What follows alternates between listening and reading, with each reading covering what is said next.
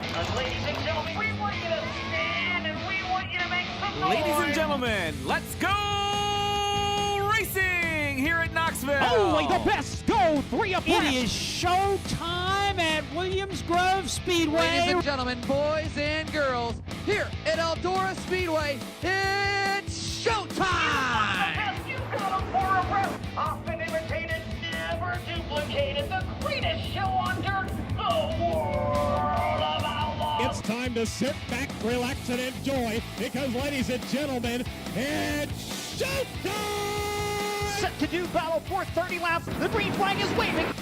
Hello again. It is MRN's Wing Nation Weekend presented by Hefner Racing Products, setting you up for the big race weekend. We are so glad you joined us. Erin, Evernham, and Steve Post here, and we have got a big weekend coming up as well. Knoxville Raceway, the induction ceremony. You're headed out there. I am. What a Can't big wait. weekend. Yeah, it's going to be a fun night at the races and a fun Absolutely. induction ceremony. Yeah, it'll be a great induction ceremony. this Indeed, year. yes, really will. Big We're class. going to talk to Bob Baker from the National Sprint Car Hall of Fame and Museum in a little bit. The Fast Series, just a home cooking weekend. Yeah. Attica and Fremont. The racing in Ohio is so good. And you know, and I know the Fast Series has branched out. They've ran a few other places, but I'm telling you, it is Friday night at Attica, Saturday night at Fremont. Man, I'm telling you, it just doesn't get much better than that. You don't- Both great racetracks, racy, Yeah. large car counts. Yeah, Good you stuff. don't. Specials are great there.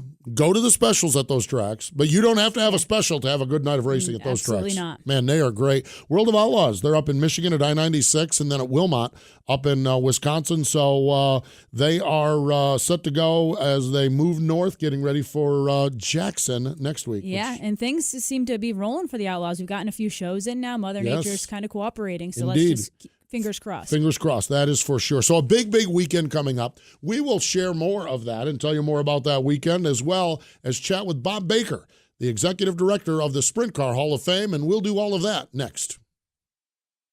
No matter what or where you race, Hefner Racing Products and HRP Wings has you covered. Built in the USA, HRP is the manufacturer of the original recessed rivet wing, including their premier Shark Wing series, as well as the new Racer Series Sprint Car Wing.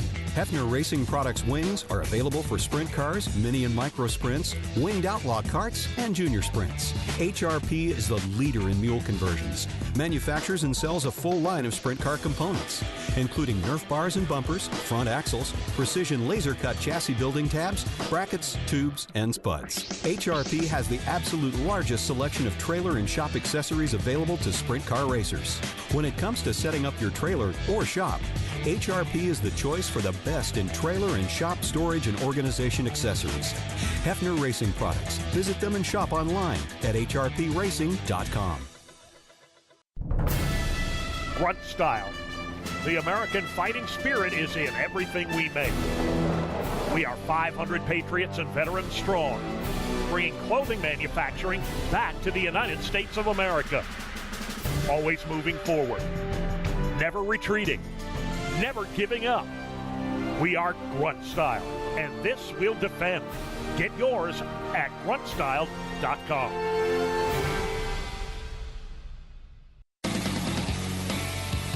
Now back to the Wing Nation Weekend Podcast, presented by Hefner Racing Products.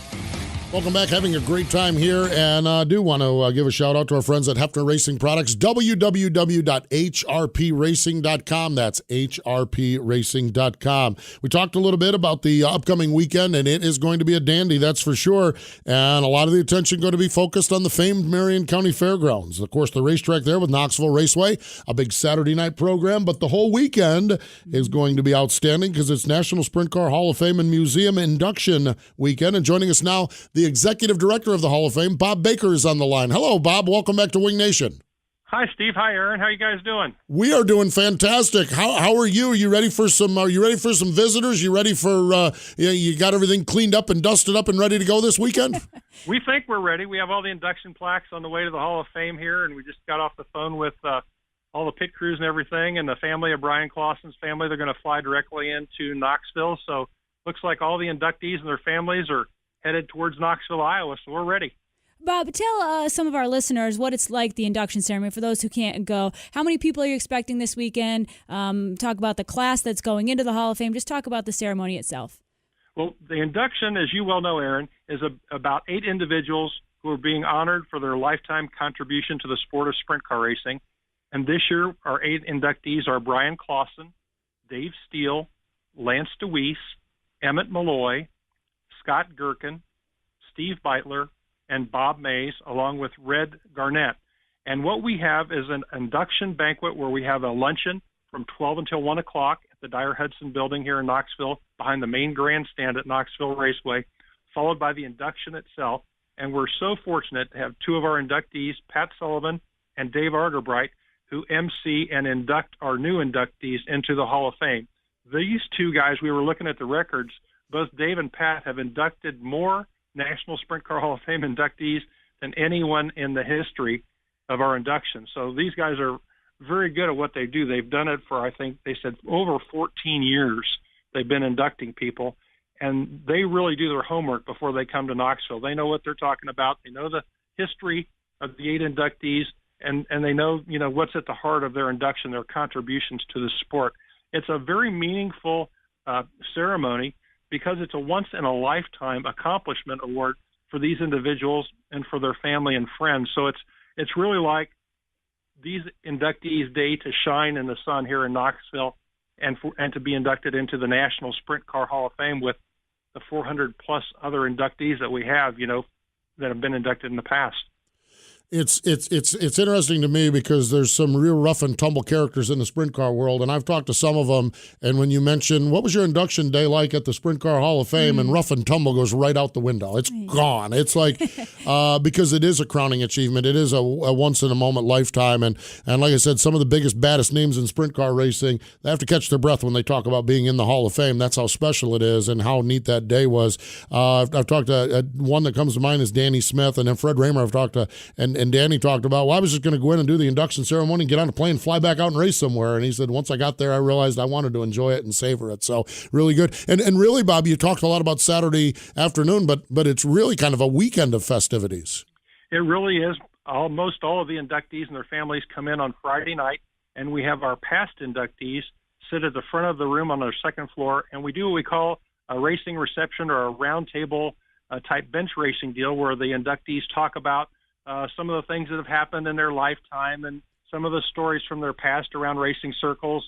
And it really turns into be kind of like all the inductees are kind of roasting each other. It's about 2.5 hours, and it's led by, of course, 2 well-known inductees, Lynn Paxton from the EMMR, the Eastern Museum of Motor Racing, along with Steve Stapp. And they really get the inductees going, and it's free. It's open to the public on our second floor at 7 o'clock Friday night. And some people have told us that they think that this Friday night, reception is one of the best parts of the induction banquet weekend. Not to take anything away from the induction itself on Saturday afternoon, but it's the first thing everybody looks forward to on the induction banquet weekend, Friday night. Then, of course, at noon, the inductions. And then, of course, Saturday night, everybody sticks around, past inductees, new inductees, family and friends, and watch the races from our second floor here at the National Sprint Car Hall of Fame and Museum. And Knoxville Raceway never disappoints putting on a good sprint car race on a Saturday night. Boy, that's for sure. That's a guarantee as well. Erin, we were up at Port Royal this past weekend, and we roped Lynn Paxton into some of our shenanigans up there. And I don't think the phrase "gift of gab" begins to describe Lynn Paxton. So that event sounds like a really good time on Friday night. What a great host he is on that for sure. Oh, absolutely. You get Steve Stapp and you get Lynn Paxton at each end of the table. And it's a wonder that the other 20 to 30 inductees that are with us on Friday night can get a word in edgewise, because these guys do not stop talking about what they've done in the past and the stories about what the other inductees have gone through. Yeah, we did the Weichert Memorial up at Port Royal, and in the challenge I have, and I've been very open about this, is I'm rather new to sprint car racing. I love the history of it, but when you don't see it, it makes it challenging. The names get mixed up, the details get mixed up, and everything. And Ashley, my co-host, she's all of about 18 years old, and so she's part of the history, but not all that long. So we were like, who can we get in Pennsylvania? We sat down on Saturday night. We talked to all the Weichert drivers. We had Paul Pitzer, and we had Bobby Davis Jr. on. You're just a great array of drivers. And we're like, who can we sit down to kind of knows the history? And we thought of Lynn Paxton, and it was crazy. Yeah, it was like, let's get Paxton off the stage. So you've got the right person. If you got Lynn Paxton up there helping you talk about the history of sprint car racing in Pennsylvania, because he lived it. He's been a part of it. We kid him about how old he is when he comes to Knoxville, but he comes every year, and he's so full of life. He's got the history down. Absolutely. Yep, indeed. That's for sure. Bob, when I first sat on the board for the Hall of Fame, I was fascinated to learn how the whole ballot system worked and how we selected these inductees every year. Tell us a little bit about how, or tell our listeners, because I know how it works, but just a little bit about how in-depth the whole process is to pick these Hall of Famers. It is a very in-depth process. We're members of the International Sports Heritage Association, which is a group of Hall of Fames from all sports across North America. So Canadian Sports Hall of Fames, American Sports Hall of Fames. The first one of these events I went to, they have an annual meeting, a conference, and I was fortunate enough or lucky enough to sit next to the Football Hall of Fame in Canton, Ohio, the man that's, executive director for the Canton Football Hall of Fame. And they went around the room and they said, well, how many people decide who gets nominated, who gets inducted into your Hall of Fame? And most Hall of Fames, in sports Hall of Fames, they were saying, oh, there's 12 or 20 people on our induction committee. And right next to me, the guy from the Football Hall of Fame, he said, well, he goes, we have 217, and everybody in the room gasped. And I was sitting next to him, and I said, well, we have 72. And they were looking at me like, oh, my gosh, you're almost as bad as the guy from the Football Hall of Fame. But the moderator said, he goes, if you look at this, he goes, both the Football Hall of Fame and the Sprint Car Racing Hall of Fame have the best processes because they have their voters spread across the country. Our Hall of Fame has 72 National Induction Committee members who do the voting, and we have 18 voters on the West Coast, 18 voters in the middle of the country, the Midwest, 18 voters in the Mid-East, which is Ohio, Pennsylvania, and the pocket north and south, and then 18 voters on the East Coast. And it's a two-step process where all 72 of these induction committee members get a blank nomination ballot, and they can nominate anybody they want within, of course, the requirements. You have to be 50 years old and, make a major contribution to the sport. They send those nominations back to me. I do not get a vote. My job is to make sure that the process is carried out fairly according to the rules and regulations that we have set forth. We take the highest vote getters on the nomination ballot. They make a final ballot, which is the second step of the process. It goes back out to those 72 National Induction Committee members, and they vote on who goes into the Hall of Fame. They pick the top 8 in the categories that we have to be inducted each year. So it is a fairly in-depth process. We start the process in September, right after Labor Day, and all the bios that have been submitted on people, the letters of recommendation, go out to all 72 voters each year. So it's a pretty large packet. It's a large packet that goes out to all these voters, and they get to go through everybody, and they can vote on anybody they want as long as they meet the requirements. And if any of the listeners are really interested in an in-depth look at the process, we have it for everybody to see online at sprintcarhof.com.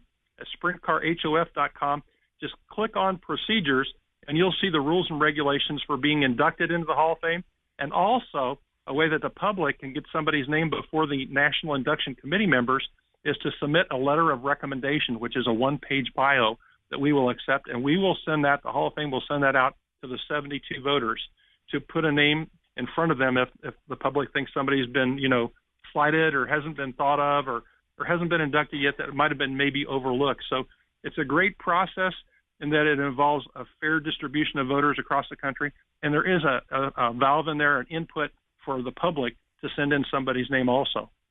I'll be honest with you. Erin knew the process, and I knew the big, larger framework of it, but I didn't know all the details. That's fascinating, and really ensures that you get such a strong class as you do this year. Bob, one of the things that we've done here on Wing Nation is we've enjoyed over the last few years a partnership with you, and one of the taglines that I kind of use is telling some of the stories that you may not know, and that's what the Sprint Car Hall of Fame does. I think when we look at this year's class, I think a lot of people know Dave Steele, a lot of people know Lance Deweese.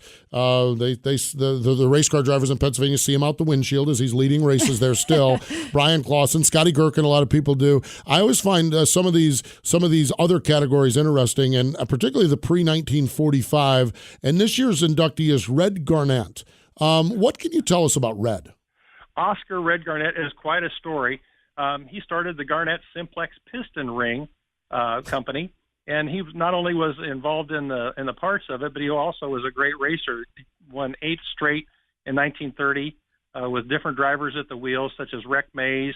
After World War II, Red stepped away from racing, but he used his mechanical prowess to still build original molds for different things. So he was quite an inventor. A lot of people don't know he had the original mold for the Frisbee and the hula hoop in the 1950s. Also, the Frisbee was the size of a small steering wheel, and the hula hoop car's wheel. So he used a lot of the innovations, in motorsports and racing to develop other types of toys and things also. But he was a mechanical end of the big car era at Ascot back in like the 1920s, and he worked with his brother, and he just accomplished a lot, so much so that he was the only pre-1945 inductee we have. We have one each year, and he was the one selected this year.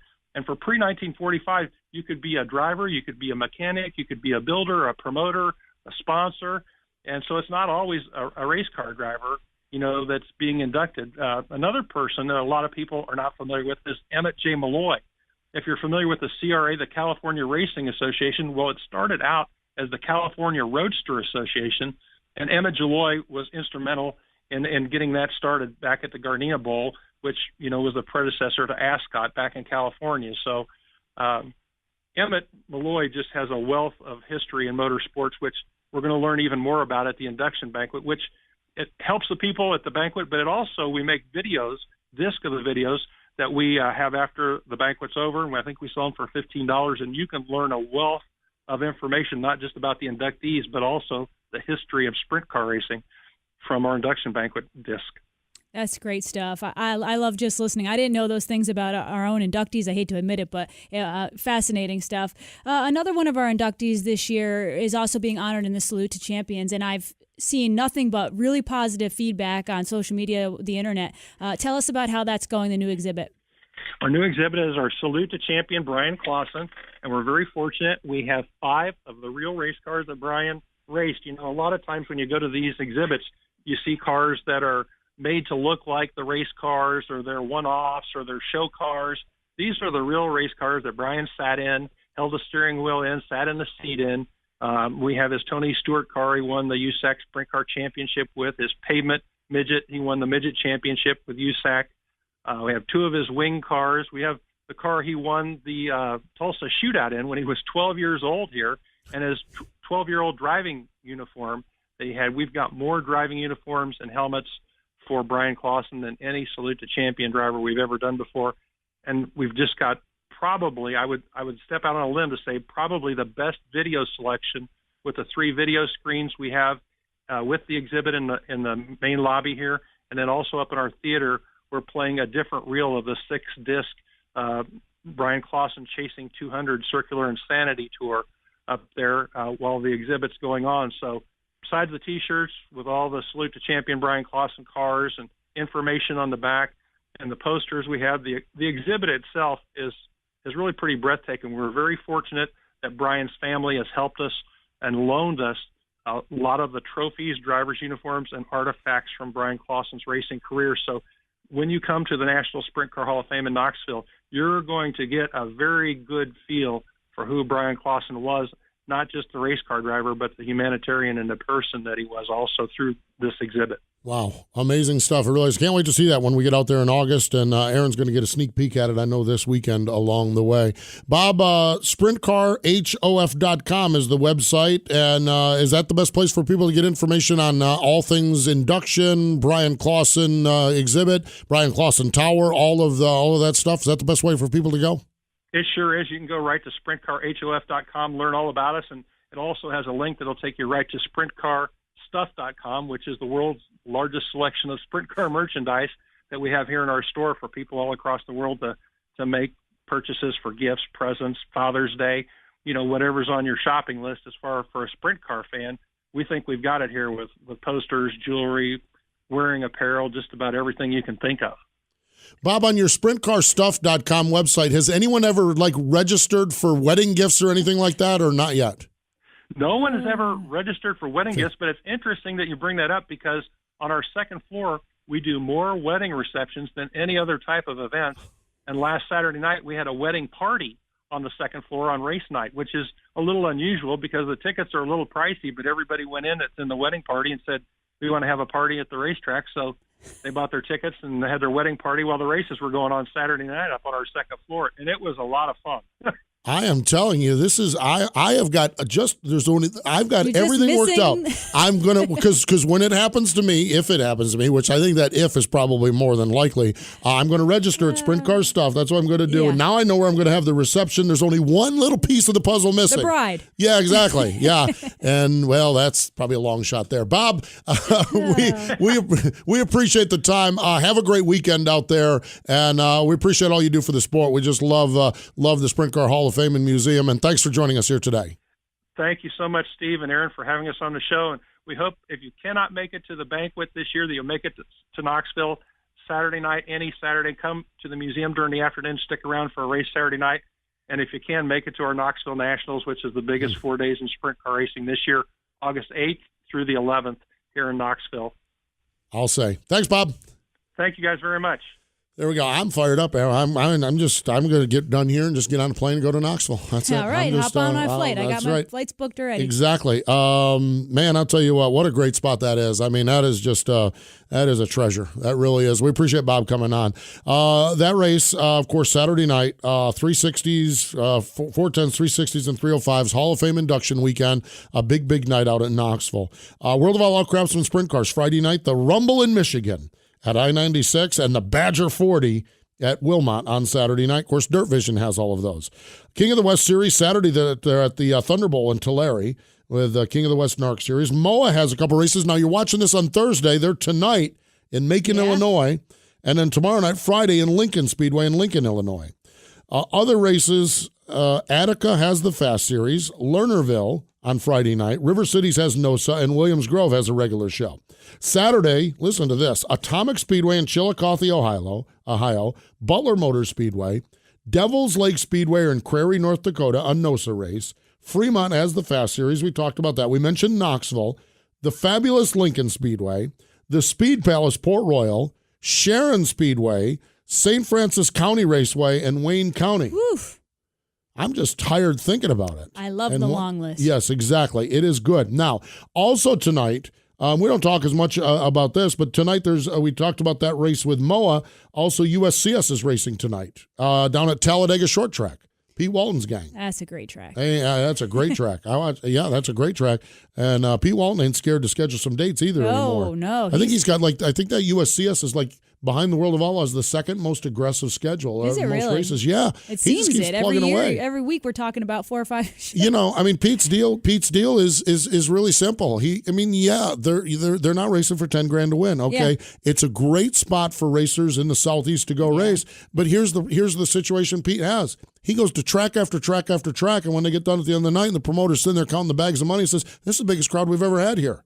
That's why his schedule just keeps growing. Great place to be. Yeah, exactly. So really good stuff. You're going to Knoxville. I am. Oh my Can't gosh, wait. you're in the high cotton. I get That's for to sure. see the exhibit. I get to go to the induction, watch a night of racing. Perfect. Man, well, I'm not going to be in a bad spot either. I'm going to go check out all the changes at Selinsgrove. I'm up there at Pocono for Pocono, and we spent a little time at Port. I've got my Sprint Car Summer all lined up, hashtag Sprint Car Summer lined up, and this week it's the Kramer Cup, honoring Kramer Williamson, who is a Hall of Famer. So I look forward to that, and I believe there's a pink number 73 going to be on display there. Awesome. I can't wait to do it, and we'll probably do a little vlogging or blogging or something up there as well. You can find out more with everything we do at wingnation.com. That's www.wingnation.com. I want to also mention another friend of ours, Ian Falcone, with Ian Falcone Productions. We spent time with him up at Port Royal this weekend, and I'm telling you, if you're up there in Central Pennsylvania and you need video work or you need a website done, just look up Ian Falcone Productions, and he can hook you up as well. Our friends Hepner Racing Products, they get you with everything from sprint cars to midgets to mini sprints to stock cars to go-karts. They've got you all fixed up. I got to check on my buddy Jeff Wessel and see how the racing's going how up there. How the fan club's going. Exactly, how the fan club's going. Still waiting for my shirt, indeed. And finally, before we get out of here, want to remind you that Wing Nation is on MAV TV on Saturday morning. It's MRN's Wing Nation presented by Sage Fruit on MAV TV. Shane Stewart and Kyle Larson are going to join us as well from Kyle Larson Racing. So big weekend coming up. This has been the Wing Nation Weekend Podcast, brought to you by Hefner Racing Products. The Wing Nation Weekend Podcast is a production of the Motor Racing Network. All rights reserved.